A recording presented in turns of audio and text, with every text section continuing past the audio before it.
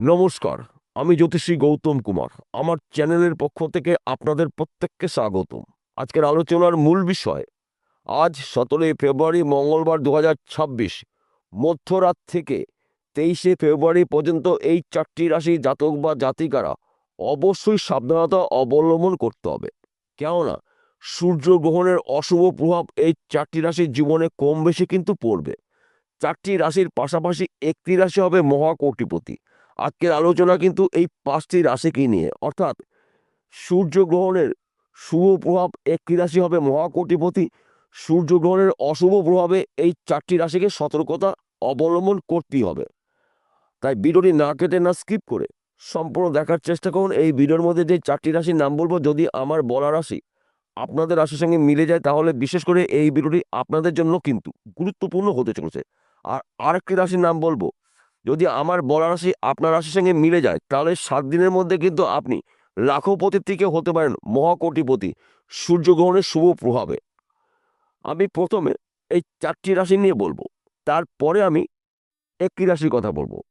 4টি রাশির মধ্যে প্রথম রাশি কর্কট রাশি। আপনি যদি কর্কট রাশি জাতক বা জাতিকা হয়ে থাকেন, আপনার রাশির সাপেক্ষে অষ্টম ঘরের সূর্যগ্রহণ।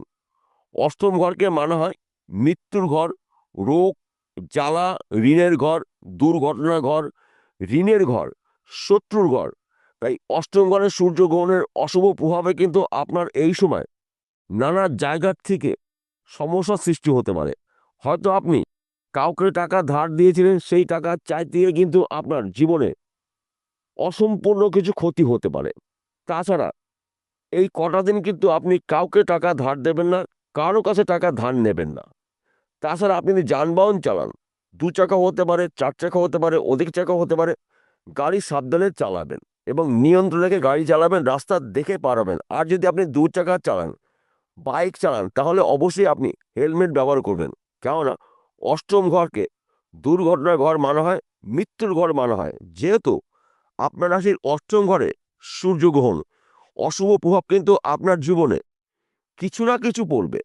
তাই আপনি যদি একটু সতর্ক হতে পারেন, একটু সাবধান হতে পারেন, তাহলে এই 7 দিনের মধ্যে কোনো বিপদই কিন্তু আপনাকে স্পর্শ করতে পারবে না। তার পাশাপাশি এই সময় কিন্তু আপনি শুভ কাজে অংশগ্রহণ করবেন না, বড় অ্যামাউন্ট কারোর সঙ্গে টাকার লেনদেন করবেন না, এবং আপনি কথাবার্তা বলার আগে কারোর সঙ্গে একবার জায়গায় 5বার ভেবে নেবেন। কারণ আপনার বাক্যর দ্বারায় কিছু শত্রু তৈরি হতে পারে। সেই শত্রু আপনার আর্থিক ক্ষতি করতে পারে, সম্মানহানি করতে পারে, কিংবা আপনার জীবহানিও হতে পারে। তাই এই 7টা দিন কিন্তু আপনারা একটু সাবধান থাকুন, একটু সতর্ক থাকুন। তাছাড়া এই 7 দিন পর থেকে কিন্তু আপনার জীবনে বড় কিছু শুভ ঘটনা ঘটবে। দ্বিতীয় নম্বর রাশি, আপনি যদি সিংহ রাশি জাতক বা জাতিক হয়ে থাকেন, আজ মধ্যরাত থেকে 23 ফেব্রুয়ারি পর্যন্ত আপনাদের কিছু বিষয় সতর্ক থাকতে হবে। প্রথমত, আপনার রাশির সাপেক্ষে সপ্তম ঘরে সূর্যগ্রহণ। সপ্তম ঘরকে মানা হয় সাংসারিক জীবন, সুখ শান্তির ঘর, সমৃদ্ধির ঘর, ব্যবসার ঘর, সন্তান শিক্ষার ঘর, চাকরি বাকরির ঘর।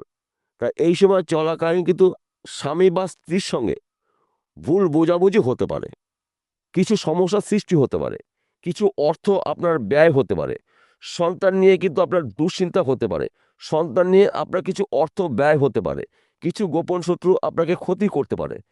প্রতিদ্বন্দ্বী যারা রয়েছেন তারা কিন্তু আপনার এই 7টা দিন ক্ষতি করার চেষ্টা করবে। তাই আপনি একটু বুঝে শুনে কথা বলবেন। তাছাড়া আপনি যদি যানবাহন চালান, গাড়ি সাবধানে চালাবেন, রাস্তা দেখে পারবেন। এই 7 দিনের মধ্যে শুভ কাজগুলো না করাই কিন্তু আপনার মঙ্গল। কেননা আপনার রাশি সপ্তম ঘরে গ্রহণ দোষ। এই সময় চলাকালীন কিন্তু আপনার প্রচুর অর্থ ব্যয় হতে পারে, খেনে বা অখেনে। কারোর সঙ্গে কোনো ধরনের অর্থ নিয়ে বেট ধরবেন না। তাছাড়া এই 7টা দিন কিন্তু আপনারা বেটিং থেকে দূরে থাকুন।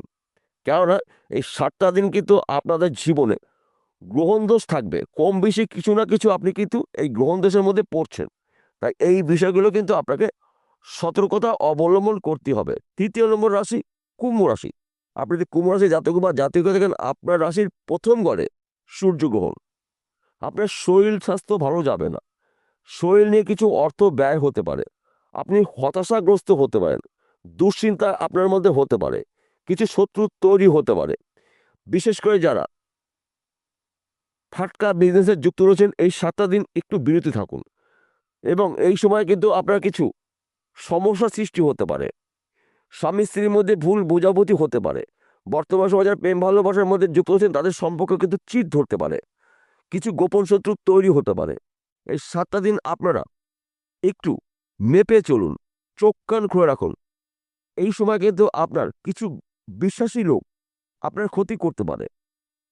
চোখ বুজে কাউকে বিশ্বাস করা যাবে না। আজ মধ্যরাত থেকে 23শে ফেব্রুয়ারি পর্যন্ত আপনার জীবনে বা আপনার রাশিতে গ্রহণ দোষ কিন্তু পড়তে চলেছে। তাই এই বিষয়গুলো কিন্তু গুলিয়ে ফেললে চলবে না। 4র্থ নম্বর রাশি মীন রাশি। আপনি যদি মীন রাশি জাতক বা জাতিকা হয়ে থাকেন, আপনার রাশির সাপেক্ষে দ্বাদশ ঘরে গ্রহণ, অর্থাৎ দ্বাদশ ঘরকে মানা হয় ব্যয়ের ঘর, খরচার ঘর। এবং এই সময় চলাকালীন কিন্তু আপনার ব্যয় বৃদ্ধি হতে পারে। প্রচুর টাকা পয়সা খরচা হতে পারে। জেনে বা না জেনে কিছু অর্থ আপনার ব্যয় হবে ভুল সিদ্ধান্ত নেওয়ার ফলে। তাই আপনি সিদ্ধান্ত নেওয়ার আগে একবার জায়গায় 5বার ভাববেন। তাছাড়া আপনার অত্যাধিক মাথা গরম হতে পারে।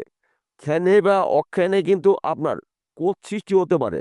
বুঝে বা না বুঝে কিন্তু আপনি এই সময় যে কোনো মানুষকে যে কোনো সময় কিন্তু অপমান অপদস্থ করতে পারেন। এই বিষয়ে কিন্তু আপনাকে সতর্ক থাকতে হবে। তাছাড়া আপনি যদি যানবাহন চালান, গাড়ি সাবধানে চালাবেন।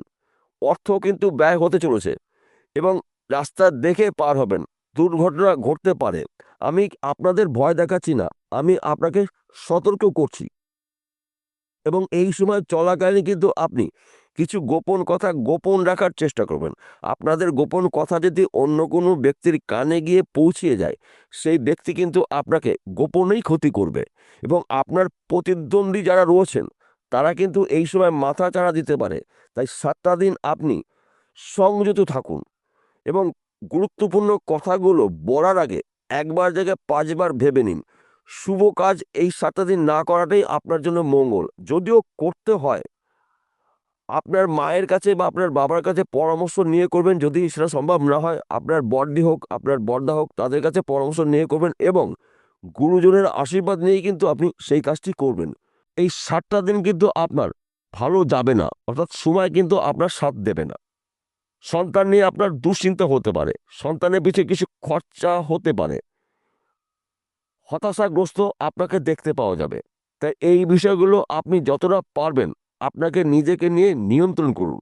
তবেই কিন্তু এই সূর্যগ্রহণের প্রভাব থেকে আপনি মুক্ত হতে পারেন। এই হলো 4টি রাশিকে নিয়ে আলোচনা করলাম। এইবার আসুন জেনে নেওয়া যাক এই একটি মাত্র রাশি সূর্যগ্রহণের শুভ প্রভাবে লাখপতি থেকে কোটিপতি হতে পারে এই 7 দিনের মধ্যে। মকর রাশি। আপনি যদি মকর রাশি জাতক বা জাতিকা হয়ে থাকেন, আপনার রাশির 2য় ঘরে সূর্যগ্রহণ, 2য় ঘরে গুরু বৃহস্পতির 9ম দৃষ্টি রয়েছে। এই সময় চলাকালীন কিন্তু আপনার নতুন নতুন কিছু সৃষ্টি করার মানসিকতা দেখতে পাওয়া যাবে। তাছাড়া দীর্ঘদিনের আটকিয়ে থাকা কাজগুলো কিন্তু এই সময় আপনি শুরু করতে পারেন। সেই কাজগুলো কিন্তু আপনি দ্রুত গতিতে কমপ্লিট করতে পারবেন। এবং এই সময় কিন্তু আপনার নানা জায়গার থেকে লাভের খবরগুলো আসবে। নানা দিক থেকে কিন্তু আপনি উন্নতি করার সুযোগ পাবেন। একাধিক পথ থেকে কিন্তু আপনি উন্নতি করার সুযোগ পাবেন। যেই বিষয়গুলো নিয়ে আপনি টেনশন করেছিলেন, দুশ্চিন্তা করেছিলেন, আপনার কিন্তু আবার স্বপ্ন পূর্ণ হতে চলেছে। সে যে কোনো বিষয় হতে পারে, ব্যক্তি বিশেষে। তাছাড়া পৈতৃক সম্পত্তি নিয়ে যদি আইনি সমস্যা থাকে, ওই সমস্যার সমাধান হতে চলেছে। পার্টনারশিপে যারা ব্যবসা করছেন তাদের সময়টা কিন্তু অনুকূলই রয়েছে। পার্টনারের সঙ্গে সুসম্পর্ক রাখার চেষ্টা করুন। সূর্যগ্রহণের শুভ প্রভাব কিন্তু আপনার জীবনে পড়বে। তাই 7টা দিন কিন্তু আপনারা অ্যালার্ট থাকুন, প্রস্তুত থাকুন। সুযোগ যখনই পেয়ে যাবেন ওই সুযোগে সৎ কাজ করতে পারেন, তবেই কিন্তু আপনি একজন লাখপতির থেকে হতে পারেন কোটিপতি। আজ 17 ফেব্রুয়ারি মঙ্গলবার মধ্যরাত থেকে 23শে ফেব্রুয়ারি 2026 পর্যন্ত আপনারা কিন্তু নানা জায়গার থেকে উন্নতি করার সুবর্ণ সুযোগ আসবে। এবং এই 4টি রাশিকে আরেকবার বলছি, আজ মধ্যরাত থেকে 23শে ফেব্রুয়ারি 2026 পর্যন্ত আপনারা চোখ কান খুলে রাখুন। সাবধানতা অবলম্বন যদি আপনি করতে পারেন, তাহলে এই 7 দিনে কোনো বিপদই কিন্তু আপনাকে স্পর্শ করতে পারবে না। বিষয়টা বোঝা গেল। নমস্কার বন্ধুরা, আবার দেখা হবে।